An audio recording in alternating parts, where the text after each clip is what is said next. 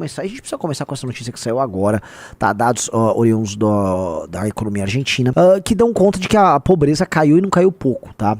A pobreza caiu bastante. Na Argentina, ela caiu na casa dos 53% para 38%. Isso é um tanto quanto assustador, porque as medidas de austeridade, né, e os cortes de gasto, vamos dizer, não apenas corte de gasto, de austeridade, políticas de corte de privilégio, mas assim, a ação radical que o Milei adotou, que para muitos seria considerada suicida, porque ele nem fez uma grande transição, ele foi um soco abrupto que ele fez a uma economia moribunda e viciada, que é a economia americana, redundaria já no começo do mandato dele num aumento da pobreza, era esperado, e ele, quando ganhou a eleição para presidente da República, ele avisou: eu vou fazer essa série de medidas, terei que tomar medidas amargas, mas vocês verão o resultado. E esses resultados, a gente sempre imagina que vai demorar alguns anos. O Milei tá no primeiro ano e 3 meses, não vai estar com 1 ano e 3 meses, tá com 15 meses de mandato. E já houve uma redução, vamos dizer, bastante drástica da inflação argentina.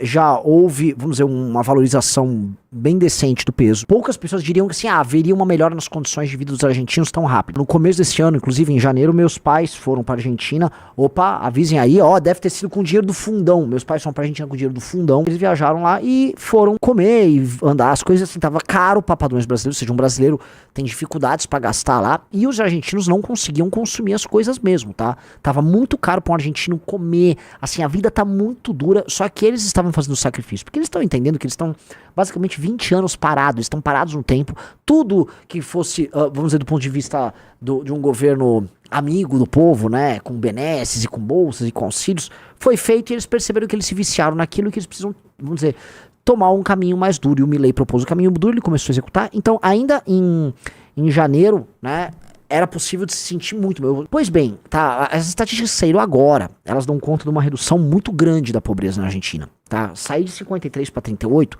sim, a gente já poderia falar animado, caiu 2%, acabou, a tendência de queda da pobreza que já vinha, né, ela tá vindo aqui de maneira linear, ela está caindo de maneira não linear.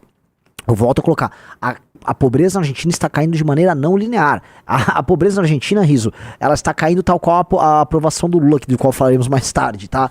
Ela caiu bem, ela embicou, tá? Então essa não linearidade, essa queda bem grande, ela dá conta de um processo que está começando a se realizar no seio da economia argentina, que é um processo virtuoso. Olha só o desenho, né? Bota aí, ó. Isso aqui, ó, é do governo do Macri, que começa em 2016, aí depois você vai pro governo do Fernandes, Kirchner Fernandes, não sei o que é prático, e agora com o Milei. Então é a pobreza na Argentina. Ela chegou num vale ali, né, no segundo semestre de 2017, de chegar na casa dos 25%, mas inclusive uma das coisas que explicam a derrota dele é que a pobreza aumenta bastante entre 17 e 19, e aí ganha o Fernandes. Fernandes assume, né, a pobreza aumenta, fica ali rodando ali no período da pandemia, e aí ela assume um pico no final do mandato dele, e aí a gente precisa sempre lembrar, né, ela assume um pico no final do mandato do Fernandes por conta das políticas adotadas pelo Fernandes e pelo populismo argentino, e o Milei pega e pum, dá essa queda, e não é uma queda pequena, é uma queda gigantesca, tá? Vamos dizer, é a maior queda na pobreza que a gente pode observar aí em praticamente 10 anos. E ela, em tendência de queda, ela vai buscar algo abaixo dos 30%, sim, a tendência é essa. E se nós contarmos também que o Milei está tomando decisões e políticas de austeridade muito mais profundas do que as tomadas, por exemplo, pelo governo do Macri, ali, aquele governo da curva amarelinha, a gente pode falar com alguma segurança que pode ser que ele bata, vamos dizer, aquele número de 25% do Macri, e se ele fizer isso, e se o peso continuar valorizando, e se a inflação continuar caindo, e se os dólares começarem a entrar como estão entrando, e se o clima que envolve a Argentina continuar sendo um clima otimista, meus amigos, a grande força, não econômica em termos absolutos, né, porque a economia argentina não vai superar a economia do Brasil, mas em termos relativos, ou seja, um país com uma renda per capita alta, uma economia complexa, dinâmica, com uma população razoavelmente grande, né, vai firmar a Argentina como o polo de prosperidade da América do Sul, deixando o Brasil para trás nesse sentido. E é um polo de prosperidade não apenas econômica, mas é um polo de prosperidade social. Eu já expliquei bastante, a Argentina é um país muito menos desigual que o Brasil. A Argentina não, vamos dizer, não lida com problemas como nós brasileiros lidamos, tá? Nós temos problemas de ordem civilizacional aqui, tá? Eles não têm a pobreza extrema, eles não têm um problema cultural, uma pobreza cultural tão grande, eles não têm essa cultura de favela. Tem, mas não é igual. A coisa lá é bastante diferente. Nós vamos ter, vamos dizer, uma força política e econômica ao sul que vai causar inveja na gente, tá? E eu já falei isso, já falei outras vezes, eu volto a repetir, como a Argentina tem uma matriz cultural muito diferente da nossa, tá? E como ela não dispõe dos mesmos problemas de pobreza extrema que nós dispomos, tende a ficar, vamos dizer, bem clara a disparidade, e a gente já começou a sentir isso, e a gente já sentiu isso em termos de tendência, né? Vamos falar do clima. Não deixa de ser curioso que a Argentina, ela deu a virada dela ali no momento também que a Argentina vence a Copa do Mundo, tá? Então tem a vitória na Copa do Mundo, que eu acho que ajuda a criar um clima, né? Então você tem a vitória da Copa do Mundo, passa um tempo, você tem a vitória do Milei, em 2023, o Milei assume 24, e essa coisa de Messi, Argentina, o mundo querendo visitar, o mundo descobrindo, pô, a comida argentina é boa, a Argentina começa a ser vista com outros olhos pelo mundo, e com olhos otimistas e com olhos felizes.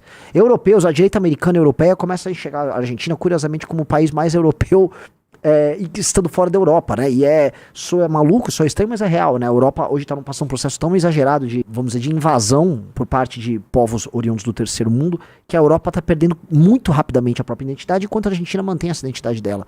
E aí você começa a ver todos esses comentários. A Argentina não apenas continua indo bem no futebol, como ela passou a humilhar o Brasil, e esse último jogo com o Brasil foi sintomático disso, e me parece que existe uma energia. Qual é a energia? Certas coisas você pega os símbolos, né? Você vai juntando, você fala, pô, tem uma energia aí. A Argentina tá num clima muito diferente do nosso. Reparem que o 4-1 que a Argentina meteu no Brasil, aí você vai falar, pô, mas isso não tem relação, né? O Brasil poderia estar bem economicamente, mal no futebol. Eu sei, mas certas coisas ganham uma espécie de uma reorientação, um ordenamento dos astros, e aí eles nos dão recados assim históricos. Aquele 4-1 é um recado tão grande, né? A gente viu um time de homens maduros, o time da Argentina, a própria forma como o técnico se comportou depois da vitória, né? Falou, não, coitado, lá do Rafinha, ele falou as coisas porque o Romário mandou ele falar, tá tudo bem, né? Nos trataram como uns bobalhões, nós obviamente choramos e declaramos racismo, meu Deus, choro, racismo, chorei, estou sofrendo, né? Sempre aquele chororô brasileiro. Milei recentemente falou que gostaria de fazer um muro entre a Argentina e o Brasil. Eu achei o máximo. Porque nós estávamos lá fazendo piada, o seu dinheiro não vale nada. Cara, 1 ano e meio, nem 1 ano e meio, 1 ano e 3 meses, né? Em 1 ano e 3 meses, a piada tá virando. E vai virar, aguardem isso, com a valorização do peso e com esse clima muito ruim que nós temos envolvendo o futuro do plano real e o futuro das contas públicas no Brasil, né? Uma tendência realmente de quebra que a gente começa a enxergar. O que a gente começa a olhar é o argentino começando a fazer piada com a gente e assim, prevejo nos próximos 2 anos muitos argentinos vindo passar férias aqui e tirando sarro da gente. A gente, o dinheiro não vale nada, né? Você não tem comida na geladeira.